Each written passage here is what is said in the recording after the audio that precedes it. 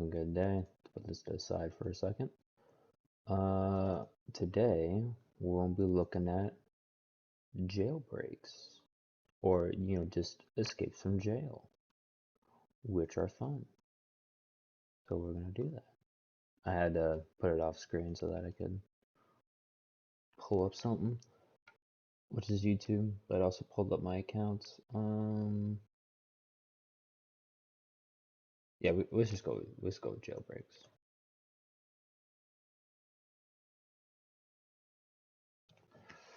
What happens if I just search it up? Nope, nope. Let's go with this one. This looks fun. Technical Institute is here to help make your dream of working on cars a reality. That's it. Do it in less than a year. With 60 To break out of prison, you need at least one of three things. You need to be cunning, you need to be quick, There we go. and above all, you need an unstoppable thirst for freedom. The top 10 prison escapees on my list today had those three things, and luckily, their escape act was caught on camera. Number 10, There we go. The Opportunist. Good? I think we're good.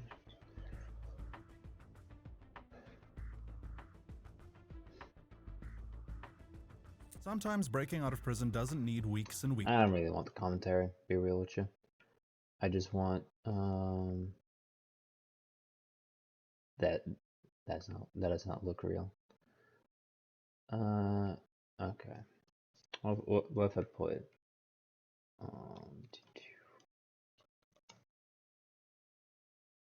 there we go. That should work, right?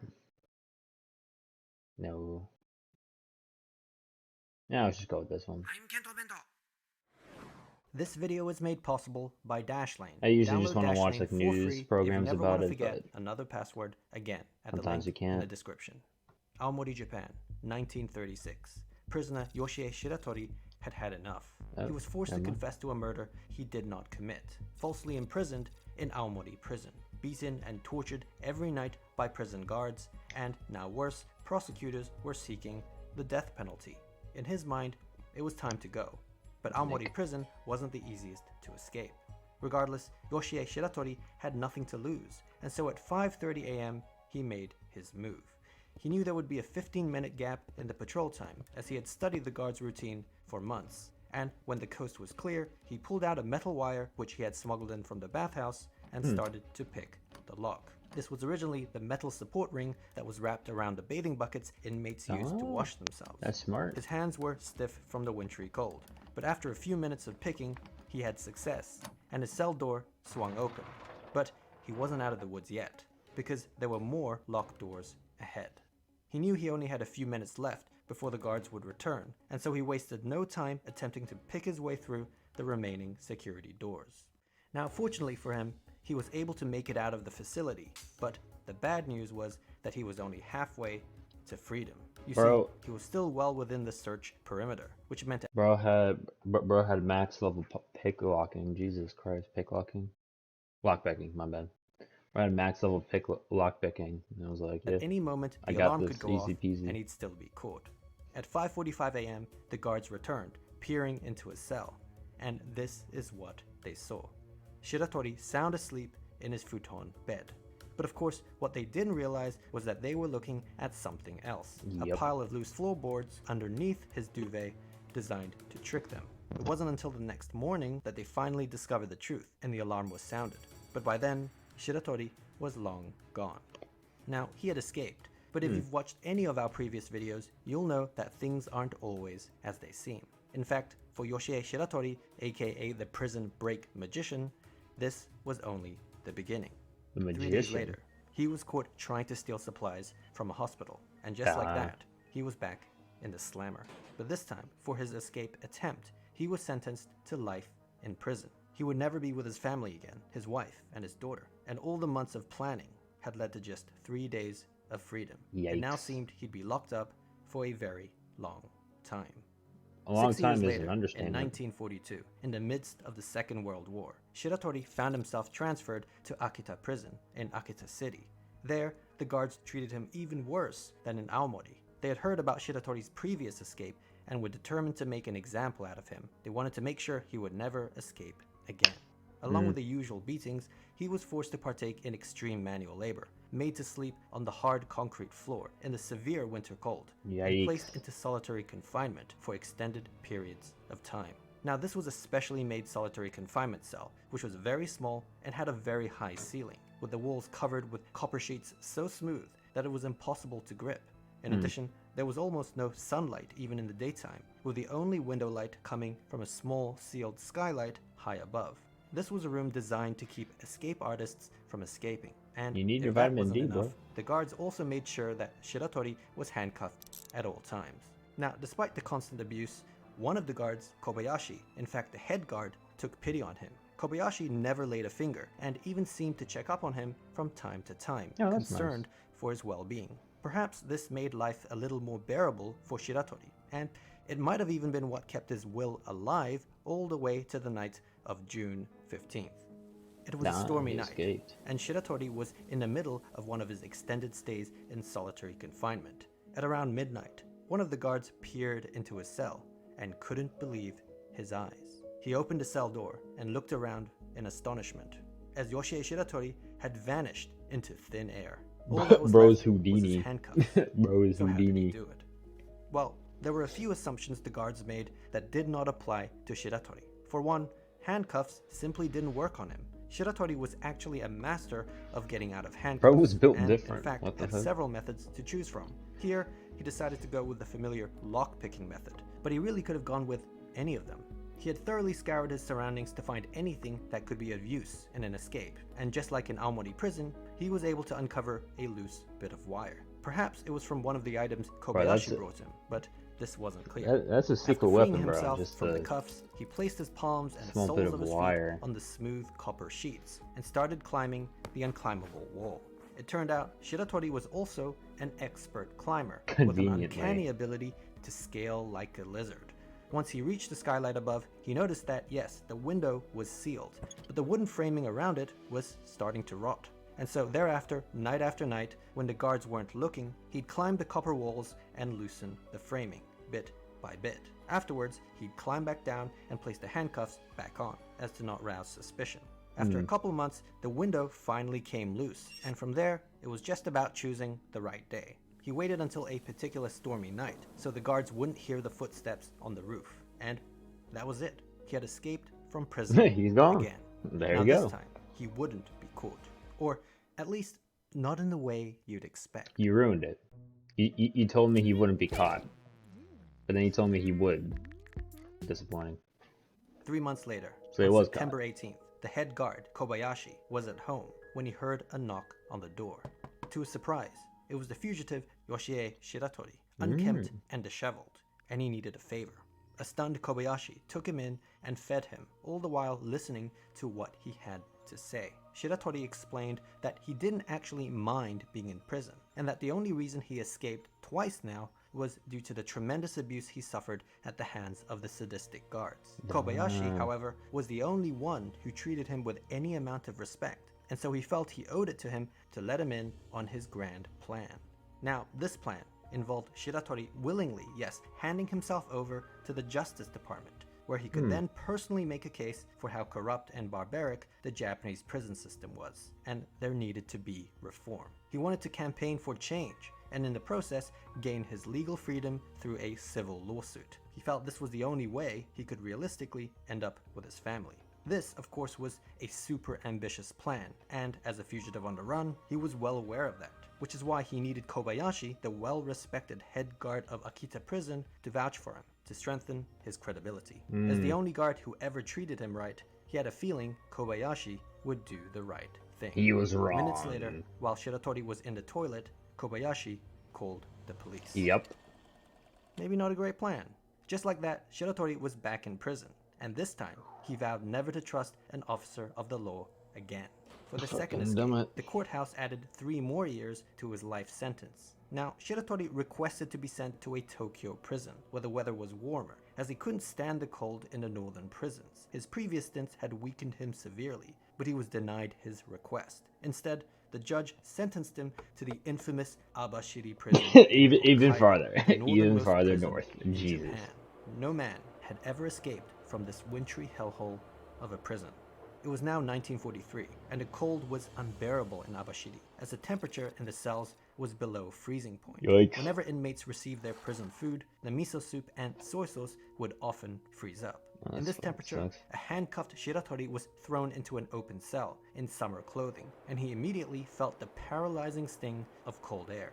Perhaps in a fit of desperation, he tried to force himself past the guards, but they were able to push him back and beat him down. An enraged and defiant Shiratori stood back up and vowed that he would escape from Abashiri prison, like he's always done, and that there was nothing they could do about it. In fact, he claimed there was little point even putting handcuffs on him, as he'd always find a way to break free. If not by lockpicking, then, well, this. He then proceeded to rip apart the chain of his handcuffs, to the horror of the guards. It turned out Shiratori had another special ability. Aside from his outstanding climbing abilities, he also possessed incredible strength, almost superhuman strength. Back in Akita prison, he could have broken free of the cuffs the physical way if he didn't have to put them back on. Now, this was impressive. I'm starting to know. What was his name again? But it wasn't so smart to lay his cards on the table like that, as the guards were starting to build an escape profile on him. They knew he had lockpicking abilities, lizard-like climbing abilities, and now almost superhuman strength. And so they set out to devise the ultimate escape-proof cell, one that was sure to be Shiratori-proof. And they came up with this. Oh wait, his name was the what? new cell One more time, to build Shiratori. an How do you spell escape that? profile on him. They knew he had lockpicking abilities, lizard-like climbing abilities, and now almost superhuman strength. And so they set out to devise the ultimate escape-proof cell, one that was sure to be... Okay, Shiratori. Cool. Let's see. Shiratori.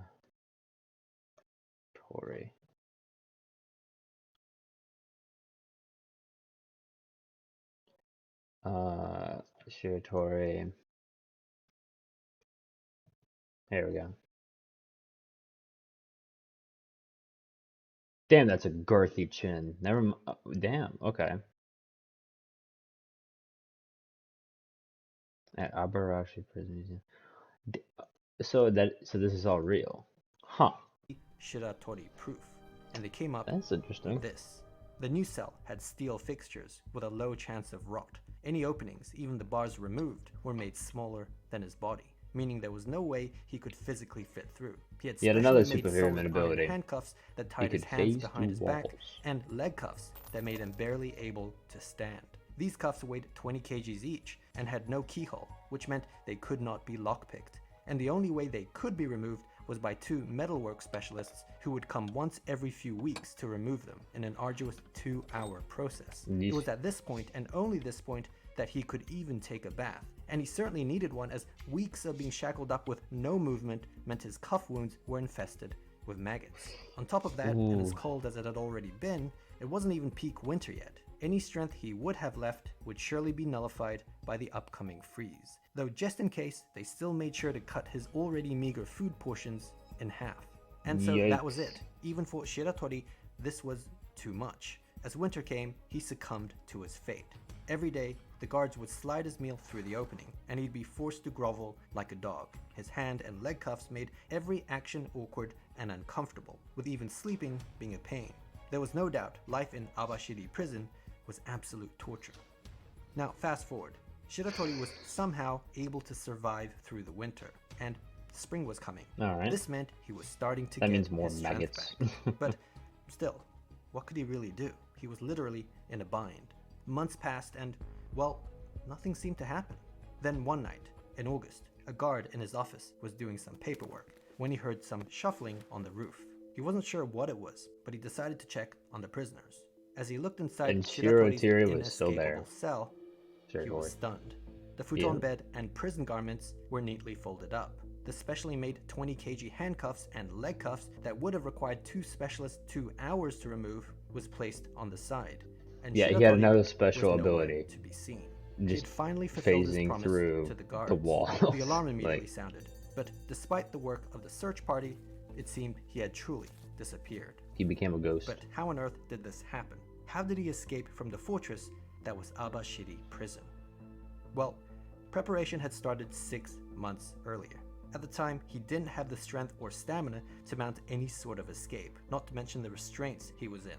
But one thing he did have was time and patience. Every day, the guards would slide his meal through, and while he struggled to eat his food off the floor, he always made sure to save a little bit of the miso soup in the corner.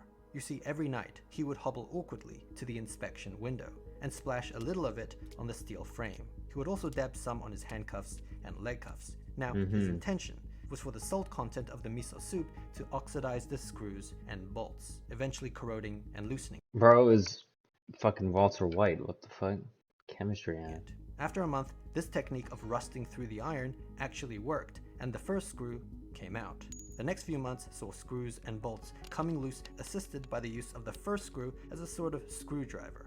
By the end of spring, he was able to fully remove his handcuffs and leg cuffs, as well as the steel frame of the inspection window. No more maggot wounds. There was a problem. The size of the opening was smaller than his body, which meant he couldn't fit through, a contingency thought out by the guards. What they didn't account for, though, was Shiratori's fourth ability, What's his fourth which ability? involved being able to dislocate his joints at will. With this, Okay. he was now able to slide through the opening like a caterpillar. This repertoire of skills, thus surely making him an honorary member of the X-Men. With that, he climbed through a broken window in the roof and vanished. That's really fucking Impressively, dumb. Shiratori had now escaped from 3 That's prisons, really fucking as well as dumb. being the only man to ever escape Abashiri prison. Now, good on him for escaping, but this was northern Hokkaido, and the only direction he could have gone to was the cold, snowy mountains. Yeah. Actually, the prison guards felt that they had the last laugh, because if the cold didn't get him, the mountain bears certainly would.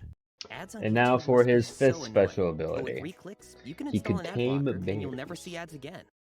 Despite this likelihood, there was one person who stayed hopeful, and that was Shiratori's wife. But she was still worried, because even if he was alive, she knew he wouldn't be able to make it back to his family, as the authorities would be constantly on his tail. Which is why she was desperately and secretly hoping that Japan would lose the war, as that would enable the US to take over the country, meaning everyone would likely forget about her husband. Of course, she kept this to herself. But then, a year later, in August 1945, she got her wish. She was at Nagasaki. Ugh. That'd suck. The Americans had now taken over the country's penitentiary system, and sweeping changes were being made. And it did seem, perhaps, that the manhunt for Yoshie Shiratori had now taken a back seat. Yet the question remained, where was he? And was he even alive? The answer was yes, he was alive, and living a solitary life. This time, In the mountains. self-imposed.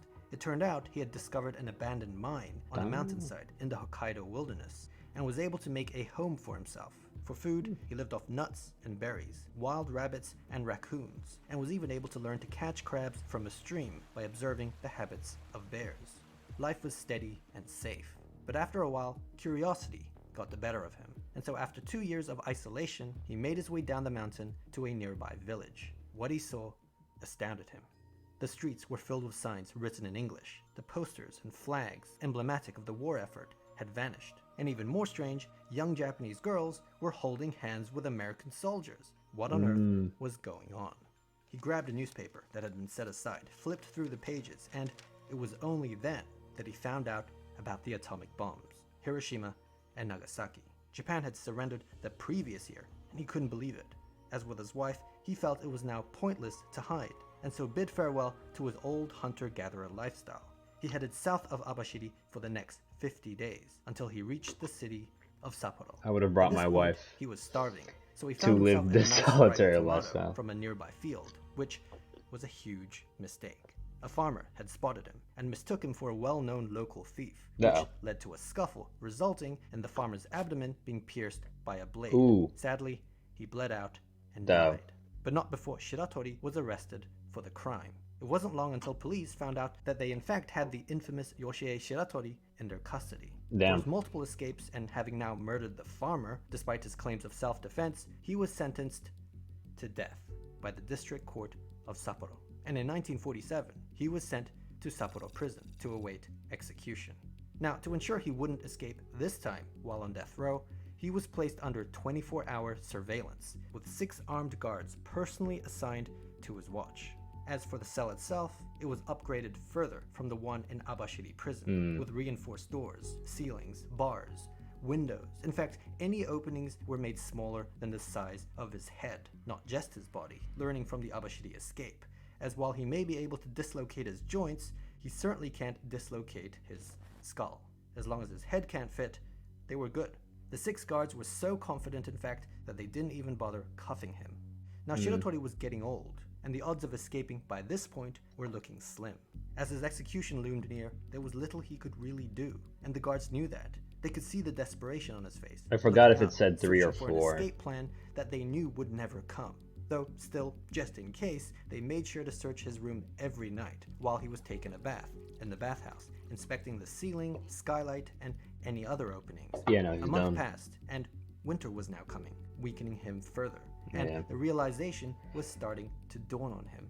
He grew increasingly despondent, staying in bed, refusing to wake up, despite the orders of the guards. This went on for a while, until one morning, the guards had enough and entered the cell to discipline him. They flipped over the duvet, and he was gone. There's no fucking way. This was not possible. How did he do it this time?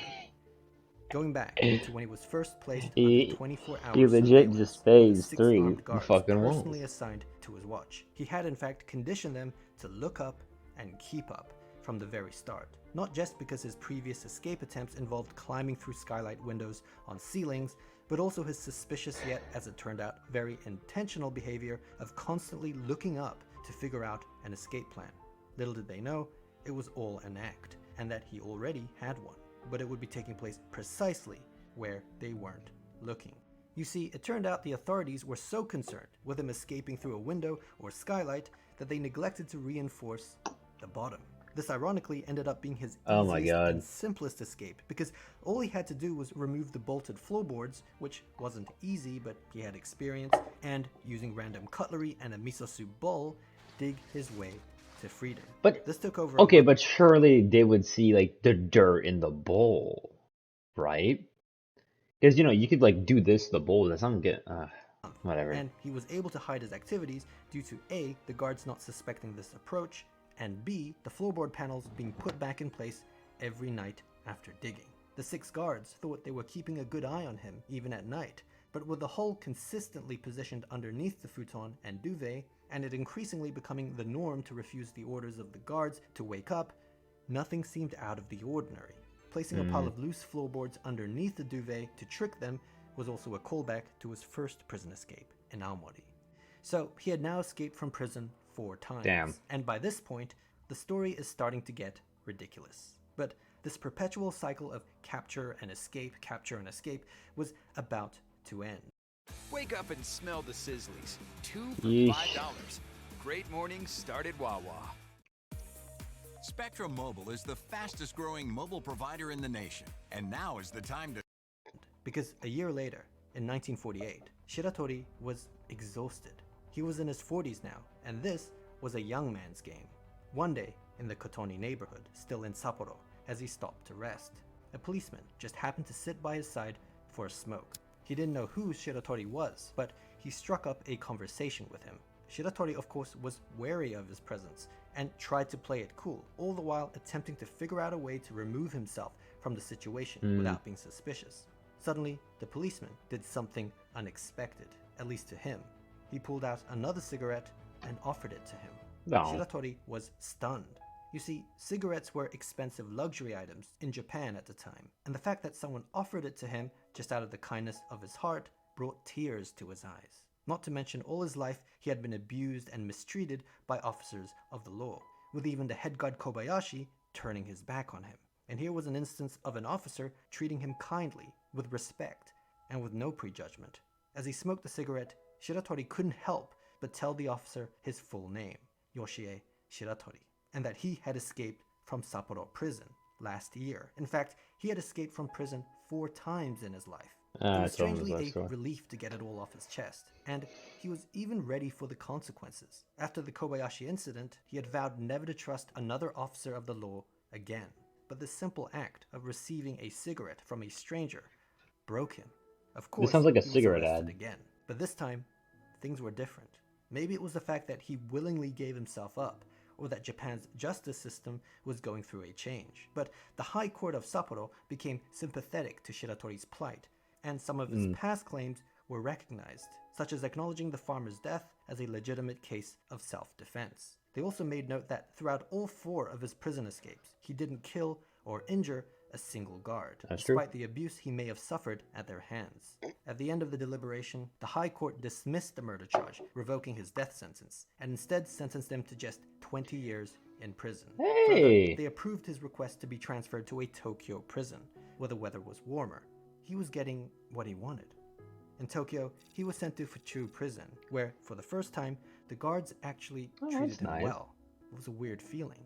There were all these precautions and security measures in place to ensure that the infamous prison break magician wouldn't escape. But the truth was, Shiratori didn't really care anymore. Everything he'd been fighting against, the mistreatment from guards, the death penalty, even the northern climate, was no longer of concern. And he was at peace. There was no need to escape anymore. He finally accepted his punishment, and for the remainder of his sentence, acted as a model prisoner. No, that's Just nice. 14 years later, in 1961. 14 years later, the guards looked in his cell and he found he had escaped once again. He was released on parole, and for the first time in a long time, he was truly a free man. He decided to head back to Aomori, where it all began, and meet up with his daughter, who, by this point, unfortunately, was the only family member he had left. For his incredible escapes, Yoshie Shiratori became a legend, an anti-hero in Japan. But it was very much the opposite for the country's penitentiary system, which had somehow allowed him to escape time and time again. This was a national embarrassment for Japan. But just as preventing criminals from breaking out of the system is vital for the safety of society, so is preventing them from breaking into the system. Your system, that is. And for that, I'll let it play, because this was really good. Because Dashlane makes keeping track of all your passwords. You know, though, it's funny, because in Germany, passwords and right, personal information if you escape prison, you're free to go. You go to, because what they'll do, because they'll take your escape and then they'll, like, then you can't, like, they'll, like fortify the prison, basically. Like, they'll prevent all, like, it's either, you know, if you commit, like, a really heinous crime, I'm pretty sure they'll, like, you'll get sent back with, like, a less harsh sentence or something like that. But they'll let you go because, you know, because then they'll, like, refortify their prison. So if, like, you stole something and you're in prison for, like, 5 years and escape, you're free to go. Wait, what if Dashlane gets hacked? Well, here's the thing. When you create a Dashlane account, you create a single master password, which is never transmitted over the internet, not even to Dashlane, which means Dashlane never ever has access to it. All your data is stored locally, accessible only on the devices of your choosing. And even if Dashlane were to be breached, hackers would only be able to access encrypted hidden data that they would have to decode for each individual Dashlane user, which would be like trying to break out of a million different prisons simultaneously, a feat not even the great Yoshie Shiratori could pull off. By going to dashlane.com/kentobento, you can get a 30-day free trial of Dashlane Premium with all these features. Let's just go back to it. And I know I spelled it wrong. Please use the promo code KentoBento to get a further 10% off at checkout. Finally, big thanks to Garrett Moriarty from Atlanta. Alright, cool. Parkour prison escape POV. Oh, this looks goofy. Let's play it. As, like, you know, like a little break.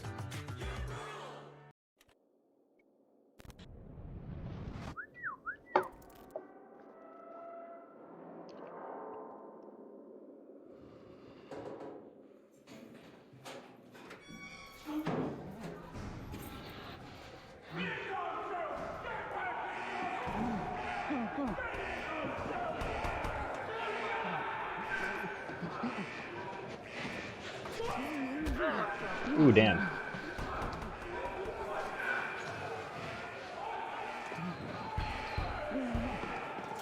I feel bad for the guards here, bro. Like...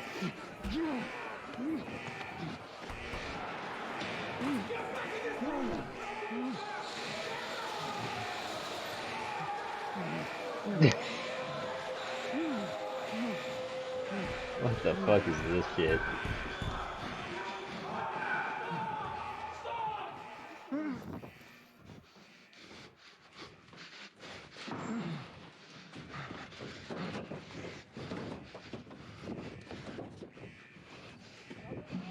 Oh, they're moving.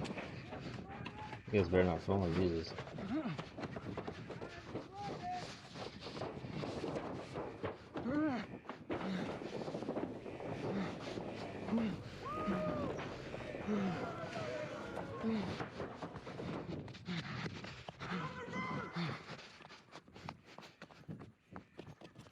Damn, they're fucking moving. I feel bad for the guards here. Hey, listen, if I was one of them and had to deal with this shit, like, hell no, bro. Guarding a prison full of parkours, and like not bad ones. Incredible. That guy just did a roll for no reason. Go, boys, go, go.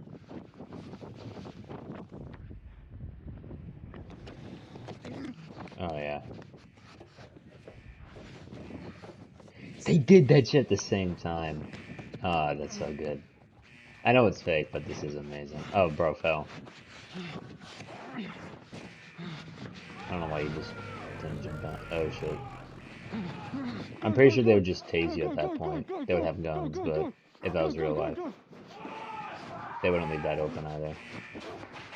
I like how the only fit guy is the one chasing him. Why? Why? Why not just jump down? I don't understand. Go, go, go, go. This is so funny. Hold on. Alright, I'll be back in a second. Wait, how long is this though? Yeah, okay. I'll pause it real quick. I'll be back in a second. Sorry.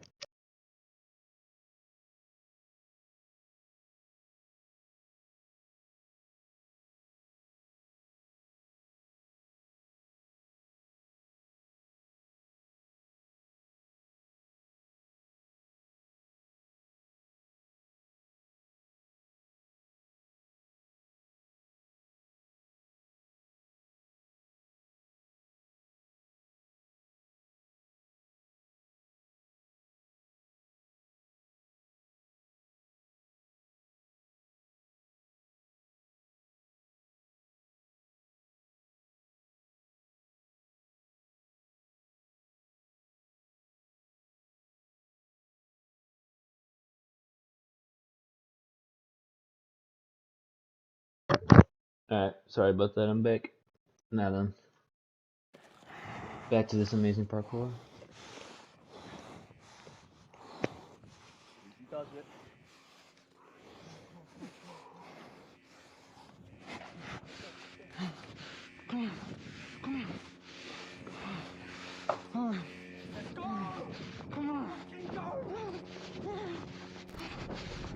Forgot to put on my hat.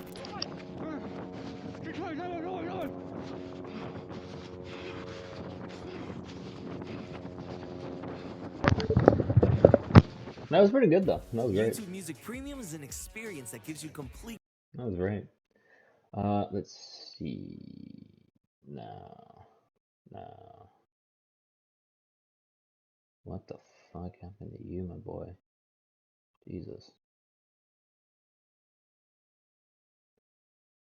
I'm trying to.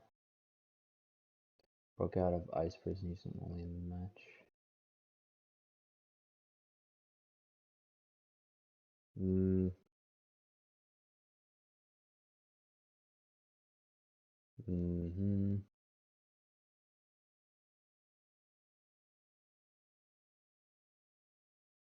That looks fake.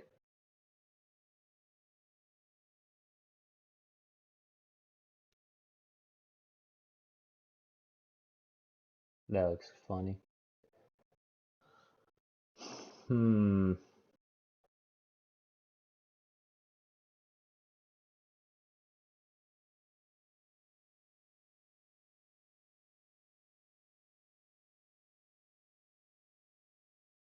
What's this? I pulled it out. This looks fun. I could see a layer of red brick, and I knew that on the other side of that layer was freedom. So what is this told from the prisoner's point of view? But after the new paint job, some of the deputies became a lot more prickly about any specks Problem of is, it's dirt on part the 2. walls. I wonder if we can see part 1. Deputy Miller was a new deputy. He seemed to be really picky and prissy about anything being Whatever. dusty or dirty.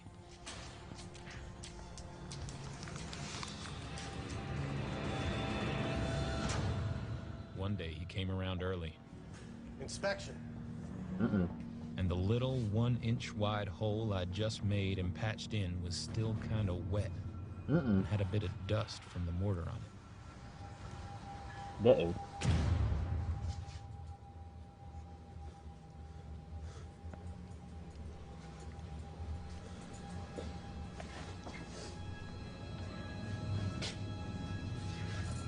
That does not look suspicious at all.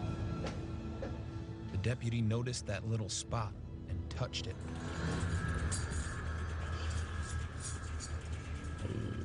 He had no idea that right beside that 1-inch spot was a loose block.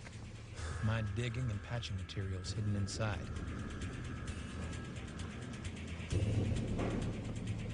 Looks like someone's been digging here. Uh-oh. I don't know. I was fighting to keep a straight face, not show the panic I was feeling. Months of work for nothing.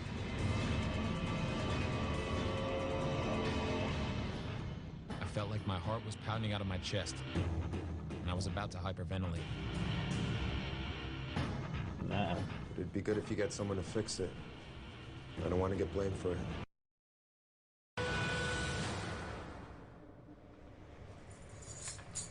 I get maintenance to come in and take a look.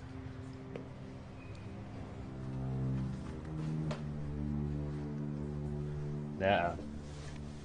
So now it's just maintenance. Maintenance is gonna find it.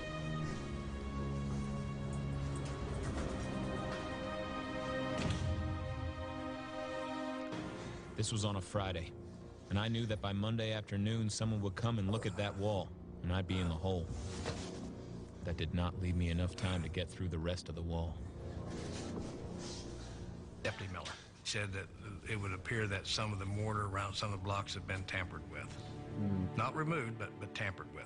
And we put it down, we'd make out a work order, turn it into maintenance. It would place in the jail log of the observation of the correction officer. I'd spent months on this plan. And now I had 48 hours to pull off a completely different escape. That isn't me, by the way. I finished the recording. Escaping during recreation was the only other choice I had. Yeah, 2 days. If I could get over the wall, then I could run to a spot on the roof where I could slide down to a lower section and follow my original escape route. But if I were to find a way to reach the top of the wall, the razor wire would be an obstruction, preventing me from being able to reach the fence behind it. Who cares? Just razor wire. It's fine. I could use the metal slats to solve the problem. I had about 20 in my wall. I bent them into S shapes. I ripped up the sheets and braided rope, then attached the hooks to pieces of the rope. I'd use them to pin back the razor wire so it wouldn't snag me. This guy's kind of smart. I also braided a rope ladder that would hang from a hook from the fence with a band of newspaper to stiffen the steps. Man's going through arts and crimes. I needed a pole to hoist the ladder up. I used 4 3-foot sections of rolled up paper that could fit together into one long pole, about 12 foot long. Man's making a snap. On what would be the top section of the pole, I rigged an arm coming out off the tip of it, at an angle of about 120 degrees. So how are you gonna get that in the workshop? Oh, yeah, it's in pieces. That's right. Down until Monday.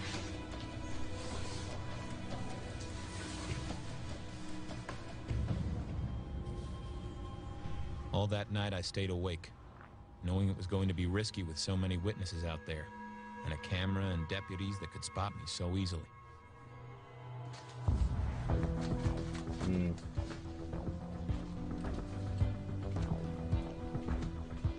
By Saturday morning, I had everything together, and I was ready for them to let us go to recreation. I put my red clothes on top of my blue clothes, and after lots of adjustments and tying stuff to my legs and torso, I was able to conceal my ladder, straps, and sections of the pole inside my clothes without it being too noticeable. That's super goofy. An officer accidentally bumps him, like, whoa. Getting past the desk was the first step. I was hoping they wouldn't break their habit and search me.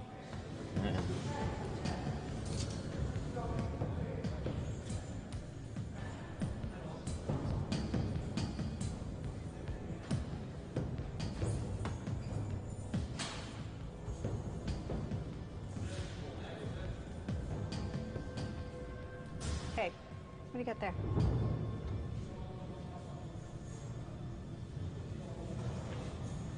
You can't take anything into the yard.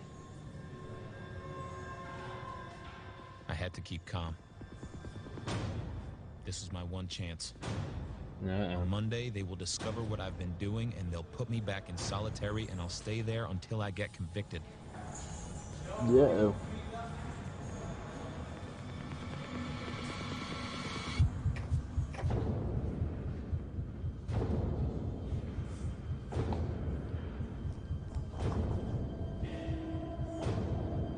You think you would see him sweating? Just... Oh, and he's good. Now I was out in the rec yard, and this is where my big challenge began. Recreation was only 1 hour, and I knew if I got away, it would be in the first 10 minutes, while they were still busy with paperwork. There were 2 ways I could be spotted. Either by the deputies looking through the window onto the rec area, or on CCTV camera. But I was pretty sure that the camera would have a blind spot. And the deputies couldn't see the entire rec area from behind the desk. The best spot was right above the camera, where I figured neither the camera nor the deputies could see me. The inmates would. The razor wire there was grouped into a tighter pattern, with little gaps. The other spot had bigger gaps in the razor wire, and also had a small outcrop of building that I might be able to climb up. But I was pretty sure it was in view of the camera. I was real close to being inside of the deputies. I decided to try the first spot. I went around all the prisoners and told them what I was doing. Keep your mouth shut. And not to snitch on me. I assembled the pole, attached my rope ladder to the end. That's some trust right there. And lifted it up. But after several tries, I decided the grouping of razor wire there was too tight. And I couldn't get through to the fence. This was the only safe spot, and now it was out of the question.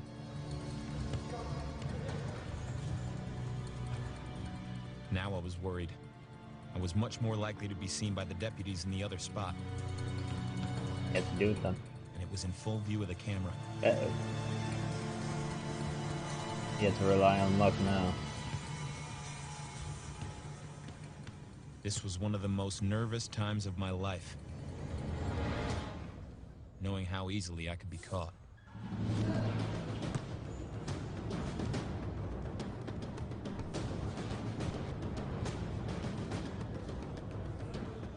I positioned myself next to the small outcrop of building. I had to work as quickly as possible and hope that by the time they noticed, it would be too late. I reassembled the pole.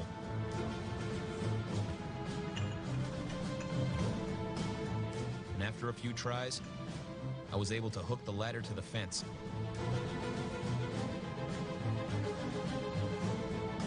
Now you better run. I used the building to help myself up. I climbed up,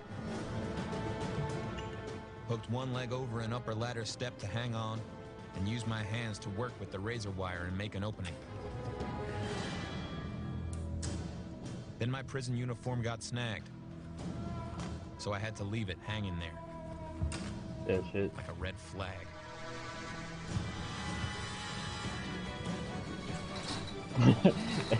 And they're all like, yeah, I gotta keep going with my 3-point game, bro. Can't stop. I was finally on the roof of the jail. The hardest part of the escape was over. Little did you know that the basketball players were mesmerizing police officers I had about by a just 20-foot drop into the alley. incredible basketball The soles players. of my jail shoes were thin. It would be like dropping 20 feet barefoot. Jeez. But I had no choice. You have to roll. I jumped. John Parsons has escaped from jail in Ross County, Ohio. No. He is now on the run.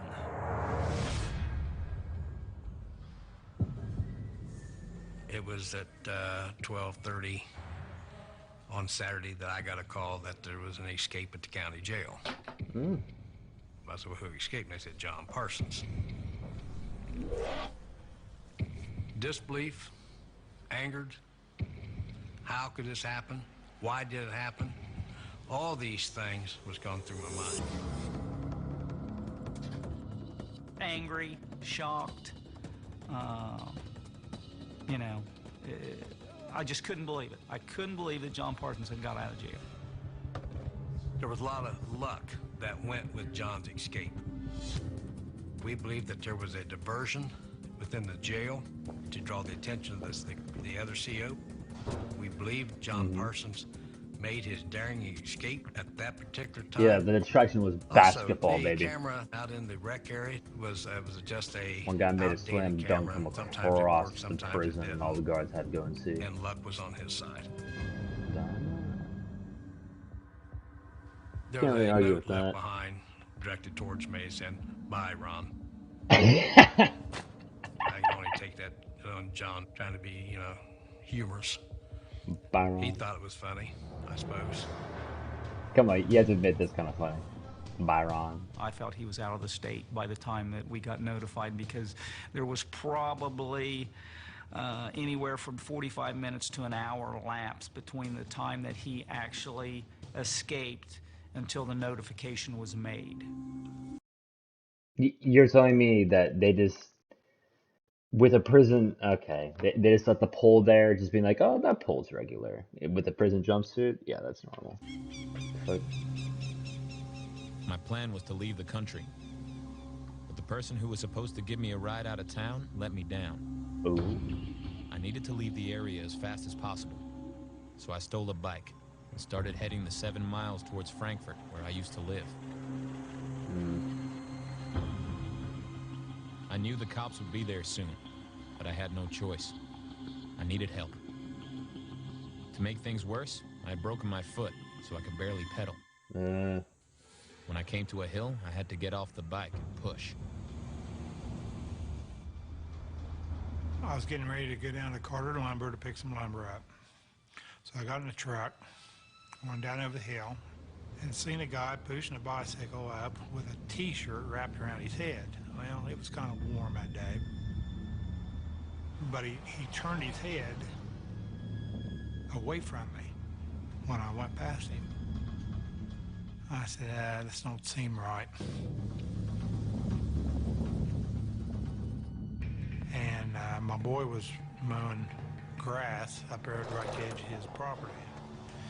I told him, I said, did you see the guy that escaped from Ross County Jail? Yeah, I think I just seen him coming up the road. I think he's coming right over that hill. No shit.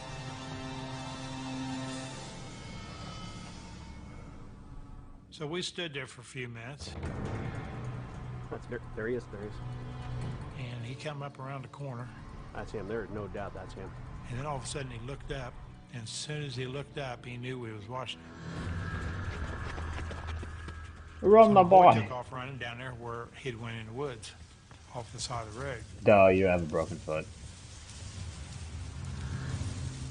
Scott got on his cell phone right then and called 911. He would have made it too. For 7 years, and that's the first time I ran from my house, lights and siren in my car. We responded immediately to that scene, and we're at the exact location where John Parsons had went into the woods off the... Oh, okay, we have part 3. Honestly, This mistake is costing Amazon Prime. honestly, if I was him, right? I'm not sure. I don't know what state they're in, but if I were to make an escape, because it seems like people around you will find out. Honestly, those was how many years ago? 10 years. Okay, I'll be real with you. I don't think people would care nowadays. It'd be, oh, there's an escape convict. No, hope he makes it. But if I was back then, right, I would get on a river, and I don't know, I would try to find some kind of boat, not even like an actual boat, just something I could float on, and hopefully we're not in Florida where there's alligators, but we'll just find a boat or something and go down, because that's like the fastest, other than car and like anything above a car, the boat is the fastest way to travel, I think. To that scene, I'm as pretty we're sure. at the exact Pretty sure I heard that location from where John someone. Parsons had went into the woods off this bicycle. We could secure the perimeter just because the perimeter was the roads that encircled it.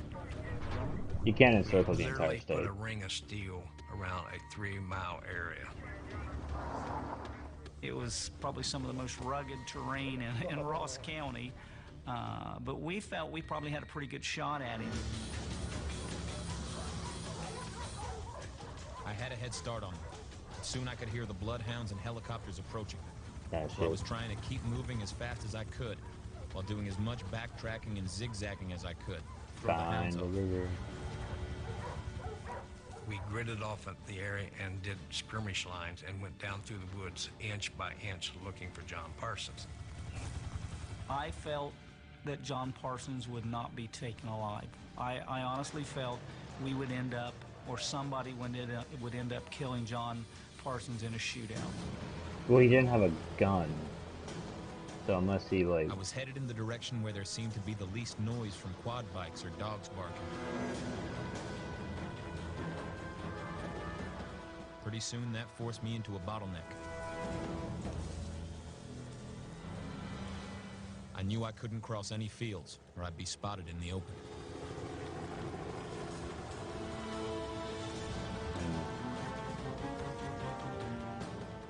I decided to head up towards Route 28 and hope that I could somehow make it across. There was officers stationed every so many 100 feet apart that had eye contact with each officer. If he would get out into the open area, that an officer would see him. Above me there was a plane and at least 2 helicopters circling over. Yeesh. We brought in some helicopters that had some thermal imaging devices. Oh, come on, that's cheating. Oh, that's cheating. That's cheats. Cheating. What the fuck? October, November, where the leaves were off the trees and all that, it had been over within an hour. It just, the visibility was zero once you got under the foliage. My man has luck. That foiled the infrared stuff, and he knew it. John Parsons knew that. By the time I reached the wood line along Route 28, there was too much law enforcement traffic. I had no choice but to look for a good place to hide and hope they didn't find me, while I waited for the right moment to cross. At this point, bro, I would just find a really secluded area and just try digging. Cover yourself, hope they step right over you, and hopefully the dogs don't find you. First Something 36 hours of that, I never went home. And even after that, I'd go home, take a shower, get 4 or 5 hours sleep, and then we would be right back out there in the woods. Disadvantage for him is that he doesn't have. Degrees or hotter, maybe. This is arguable. Yeah. The problem is that he can't outlast them because they're going to search for at least a week, right, in that area. Because they know they have it all cordoned off and whatnot. So they're going to be there for at least a week. And you can't survive without water for 3 days. And if there's no river as well. Yeah, he's kind of fucked. You can only work the dogs maybe 30 to 45 minutes. You had to bring them out of the field to cool them down. Oh, okay. We knew John Parsons was suffering a lot worse than we were. Yep. He's got nothing. I mean, the conditions were very harsh. John Parsons wasn't going to last long out there. Yeah. I hadn't had anything to drink since the escape. I had to come out of my hiding spot and find water. I was having trouble even thinking straight. I found some groundwater. I knew it was a huge risk, but I was desperate. He's smart though. Bugs, earthworms. That night, after midnight sometime, I started moving along the wood line, trying to find a gap in the vehicles where I could cross Route 28. Cool. I began keeping count on how long between each pass of helicopter or plane. Bro's about to make another. he's not even in jail. He's about to make another jail escape. At that time, it was averaging about 45 seconds in between flyovers. Yeah. So, if he were to try to stay there, I would say he has about a week-ish before they would be like, oh, he's not here. Something like that. Now there was no turning back.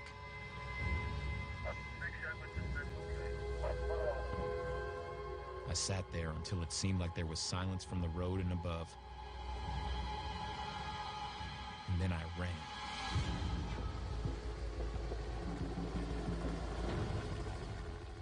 I couldn't believe it. Did you do it? I'd made it across without being seen. But I knew they weren't just going to give up. Yeah, but you're good. You just need to get 50 miles, something like that, away, and you're fine, and you're free. You're fine. Because they're still gonna keep searching. It felt like the entire world was trying to hunt me down. Yeah, run, boy. Run. We felt that at 72 hours, he had gotten out of the perimeter. So we used every asset we had to try to pin him in. Only 72 hours? hours? Get the job done. Okay. That's... There was only one place he was going to go, like and that was family. That's like 3 days. So we started doing some intense surveillance and interrogation of the family. All his friends and even some of his relatives are saying that he was an outdoorsman. We learned that his mother had a tent. So he could live. So if he was an outdoorsman and he knows what he's doing, he could live secluded for like 3 years or so, and then come back, and maybe he's fine. And some other items. Or not, because we saw like the Japanese guy, even though, set up on their back porch that John was supposed to come in and pick up, but he never came in and got it. Smart. After I had gotten through the perimeter, I realized I'd been bit by something. Oh. It looked a lot like a brown recluse spider bite. Yikes. I knew without treatment it would become gangrenous, possibly even kill me. Oh, his luck turned against him. Duh, he got nerfed. Oh, he got nerfed. Oh, that's such a shame. I needed antibiotics. So how does this go on for 10 more minutes? I had one friend who had access to drugs and medical supplies, but he was in Chillicothe. Yeesh. I had no choice. I had to head back into enemy territory where it seemed that every living person was out to get me. I found a place where I could hole up for a while. My friend brought me antibiotics to treat the infection and some other medical supplies to clean the wounds with. I did a lot of thinking about where to go once I was healed enough. I ended up deciding on Canada. We know that guy. We offered a substantial amount of reward money. I don't care how loyal to you are to somebody. You offer them $100,000, they're going to turn you in. No, I wouldn't. I would never sell my friends. Even if you gave me $1 million, I would be like, nope. Nope, I ain't doing that. Because that's a real shit thing to do. They're your friend. Unless they committed like murder or something like that. Assuming this guy didn't, and he just, I don't know, did something minor. No. My moral compass is more valuable. I'd never sell to a friend like that. They'll turn your mother in for that. Nope. Sheriff Nichols. We got a call from a resident. Said they spotted John Parson on 3 Locks Road at an old abandoned cabin. Thank you for the call. We'll be there shortly. No, oh, but it wasn't his friend. Ah, shit. He needs to move. We immediately responded with officers going that area. Come on. You got this, bro. We I'm were just very excited. optimistic we were going to get him that day. You know, this would be the day that would conclude the search. Got our formation, immediately went to the cabin, approached the cabin as fast as we could.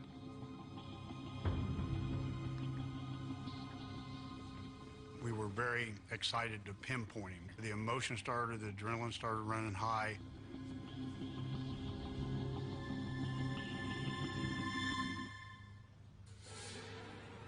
John Parsons! Come outside with your hands up! Let me see them now! Yeah. We decided to search the cabin.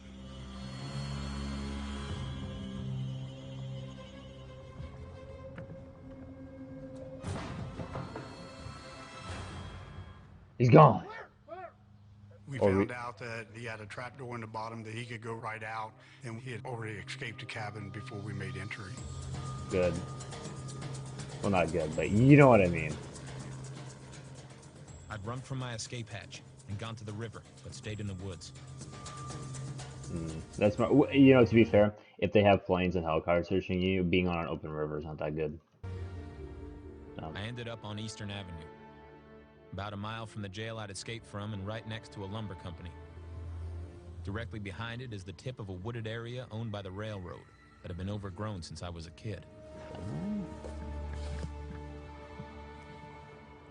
It was as good a place as any for a hideout. He's going to commit a crime somewhere. He's going to do something. Somebody's going to see him. He's going to get picked up. No, I don't think he's gonna commit a crime. Well, at least not like, oh, I'm gonna go steal from the 7-Eleven. No, I think this guy seems actually smart. So maybe he gets away. I don't know. I began stealing lumber to build myself a shack. Oh, yeah, that's what he's doing. Okay, that makes sense. I also rounded up all the things I might need to survive in the wilderness. Yep, he's gonna try to go commando. I needed more light for my shack. The graves of the nearby cemetery were lit up with little solar lights. So I went to a grave to pick up a couple. I looked up at the tombstone to see a big smiling portrait of Officer Larry Cox, the man I was accused of killing. Whoa.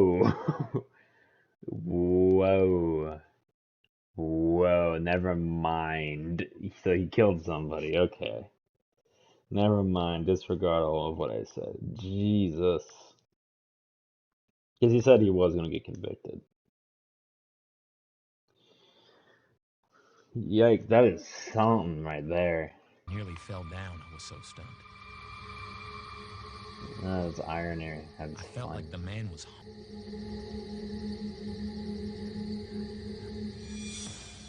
I'm ashamed to admit it, but I wrapped up the lights and headed back to my shack. We received hundreds of tips we had to follow up on. So you're using all your... The problem is if you send out $100,000 bounty, people who do not know what's going on will like send like tips like, oh, I saw footprints in my backyard. You know? Resources following up these shadow informations that may not be anything at all, but you can't say that. You still have to follow it up. There was moments when you thought, you know, what can we do differently? I mean, how are we going to find out where he is? You know, it was very frustrating at times. 2 months had passed since I had escaped from jail. Damn. And I felt I was finally healed enough to go ahead and move toward Canada.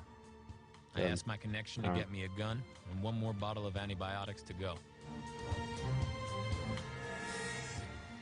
My plan was to wear a Halloween mask and escape at night so I would blend in with all the trick-or-treaters. Ah.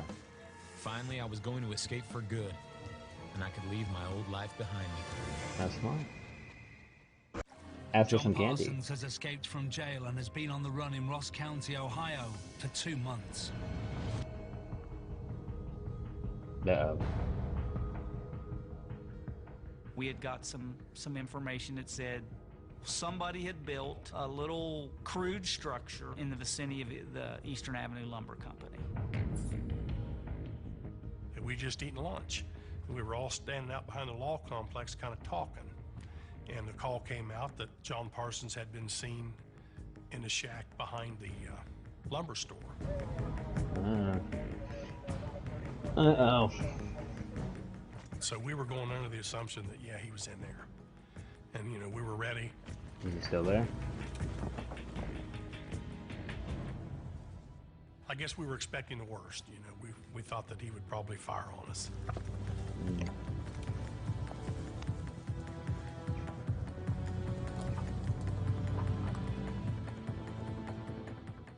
he'd already shot one officer, you know, what's it going to hurt to shoot one or two more? Yeah, never mind. I don't want this guy. I hope he's in there. The minute I saw the tattoo on his leg of a naked lady, I knew it was John Parsons. Good. We had him. Come out with your hands up. And just kind of a cold chill went through my body, you know, I mean, elation, I guess. We ordered him to put his hands out, you know, and asked him if he had any weapons. He said no, the only thing he had was a knife.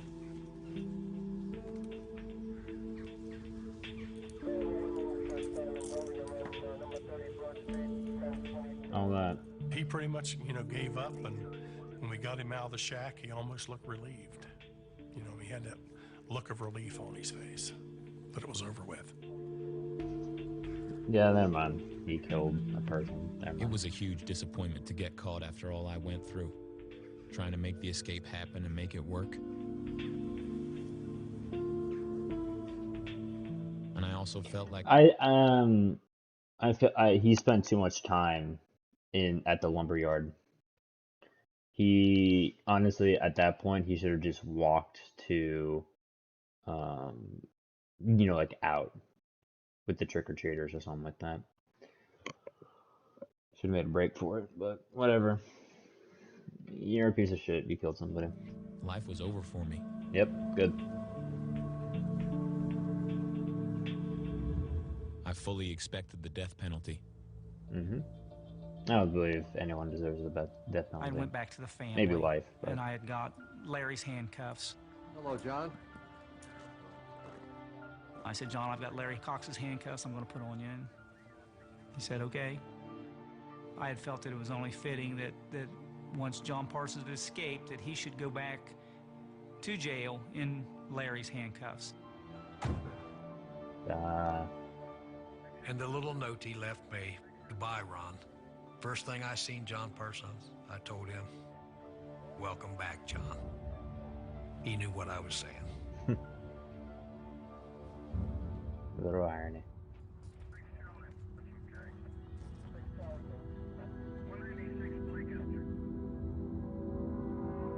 Murder and other charges. Yeah. Term for guilty is given life prison with the possibility of parole. Okay.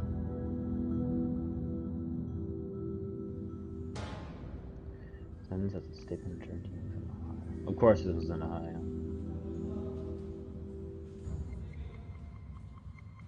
I draw a lot of portraits now, and it always brings back the memory of the one I seen on the tombstone that night. Yeah, that's fucking crazy, though. I do still dream about being chased. Almost every time I remember my dreams. That's what they're about.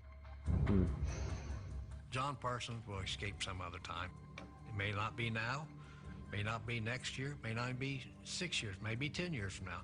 I don't But think so. somewhere, sometime. No, I think he's done. What the fuck is this? Toys take revenge now. That's goofy. No, I think he's done. He's had enough. Man, we are not getting a lot of traffic. I'm very surprised. I wonder where chicken's at, but other than that, I'm very sad. I'm not getting anybody. I'm not getting enough traffic. All right though. Hope you all have a good day. Those who are watching in the future, all that jazz. And yeah, this was a good stream. Good stream. I think I'm doing chess tomorrow. So yeah, hope to see you all there if you're watching in the future. And yeah, bye.